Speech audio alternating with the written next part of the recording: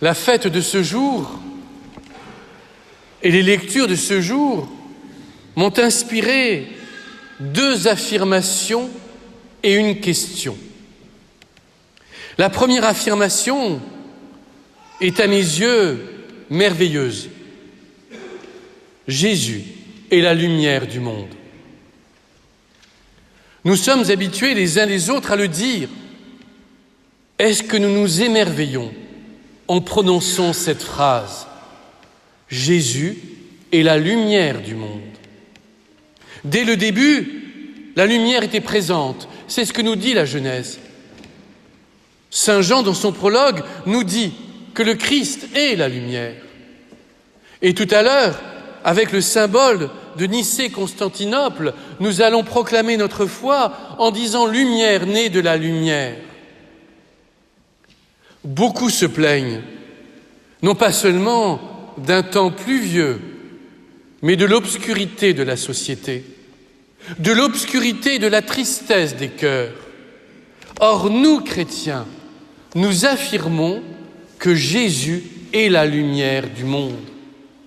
Ainsi, même dans les moments difficiles, même quand le tragique de l'existence nous frappe, et nous savons que ce tragique nous frappe régulièrement, devant nous, nous avons la lumière.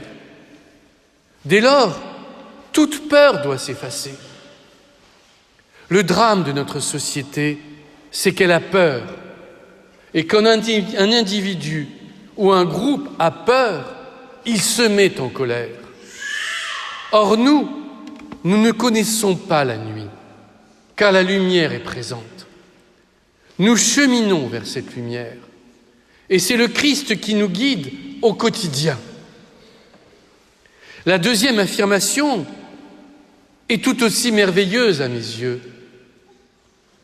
Nous sommes appelés par le Christ à devenir des porteurs de lumière. Non pas des porteurs de lumière avec un cierge à la main que l'on dépose ensuite. Non, la vraie lumière que Dieu nous donne est dans nos cœurs, dans nos yeux. Cette lumière est en nous, la lumière de l'Esprit Saint, que nous recevons par le baptême. Et nous sommes appelés les uns et les autres, dans l'état de vie qui est le nôtre, à être des porteurs de cette lumière par nos pensées, par nos paroles et par nos actes. Tous et toutes, là où nous sommes appelés à être témoins de la lumière. Aujourd'hui, c'est le dimanche de la vie consacrée. Et je vous invite à prier plus particulièrement pour les prêtres, les religieux, les religieuses. Trop souvent, nous critiquons l'Église, nous critiquons les prêtres, nous critiquons les religieux, les religieuses. Et parfois, nous avons raison. L'actualité nous montre tout le drame qui se joue actuellement. Mais nous sommes appelés, vous êtes appelés, à prier pour les prêtres, pour les religieux, pour les religieuses. Non pas une petite prière faite à la va-vite, au coin d'une icône, mais une prière avec des larmes. Si vous voulez, vous pouvez aller à la sacristie, il fera moins froid. Non. Bon, pas lui dire. Il fera moins froid que dehors. Je reprends. Vous êtes appelés à prier avec des larmes. Et j'insiste sur les larmes. La prière avec des larmes, c'est la plus belle offrande que vous pouvez faire à Dieu. Priez pour les consacrés. Priez pour que les consacrés soient des saints.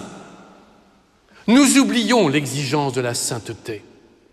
Et dans quelques semaines, le carême va s'ouvrir par le mercredi des cendres. Et nous entrons à mes yeux dès maintenant dans ce que j'appelle l'avant-carême, une préparation au carême lui-même.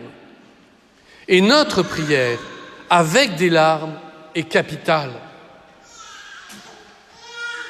Priez aussi pour que le peuple chrétien soit témoin de la lumière de Dieu.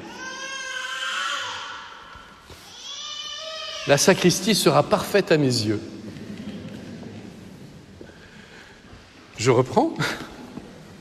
Priez pour que le peuple chrétien soit exemplaire. Vous n'imaginez pas les dégâts faits quand un chrétien ne se conduit pas en porteur de lumière, quand un chrétien n'est pas fidèle à sa vocation, quand un chrétien dit qu'il est chrétien et ne se conduit pas en chrétien. Les dégâts sont absolument considérables. Alors oui, aujourd'hui, cette fête de la lumière est une responsabilité pour chacun d'entre nous. Nous sommes appelés à être lumière dans tous les détails de notre existence. Ainsi, par exemple, aujourd'hui, la plupart d'entre nous, je pense, vous allez faire des crêpes. Savez-vous que selon la légende, ces crêpes datent du 5e siècle. Elles ont été voulues par le pape Gélase. La crêpe a la forme et la couleur d'un soleil. Le soleil, c'est Dieu. Et quand vous jetez votre crêpe en l'air, c'est Dieu qui s'élève. Je pense qu'ainsi, tout à l'heure, vous mangerez vos crêpes de manière plus chrétienne que vous ne l'auriez fait. Le troisième point est une question à mes yeux, une question capitale. Siméon, dans l'Évangile, a reconnu le Christ. Eh bien, je nous pose une question. Si le Christ revenait, saurions-nous le reconnaître ? Personnellement, je réponds que je ne suis pas certain. Pourquoi ? Parce que nous sommes pollués. Notre cœur est pollué, notre âme est polluée, nos pensées sont polluées, nos actions sont polluées. Elles sont polluées par le péché qui ferme les yeux de notre cœur. Et comme Siméon, je ne suis pas sûr que nous aurions pu nous exclamer devant le Christ qu'il est la gloire des nations. Alors, nous chrétiens, nous sommes appelés à combattre. Et saint Paul nous le rappelle dans la lettre aux Hébreux. Le diable est présent. Le diable ne pense qu'à une seule chose, à éteindre la lumière. Et donc, nous avons un véritable combat spirituel à mener. Nous avons à être vigilants continuellement, à être, selon ce que nous dit le Christ lui-même, éveillés, debout, pas endormis. Cette fête de la lumière aujourd'hui, en ce début d'année 2020, est pour moi comme une impulsion que nous sommes tous appelés à ressentir. Posons-nous la question. Suis-je témoin de la lumière de Dieu ? Mon cœur est-il suffisamment pur pour voir Dieu ? Eh bien, demandons au Seigneur de nous donner toute la grâce de l'Esprit Saint pour être les témoins de sa lumière et pour ouvrir les yeux de notre âme. Sachons voir le Christ dans l'autre. Sachons voir le Christ que nous attendons quand il se présentera pour l'ultime rencontre. À chaque instant, soyons prêts.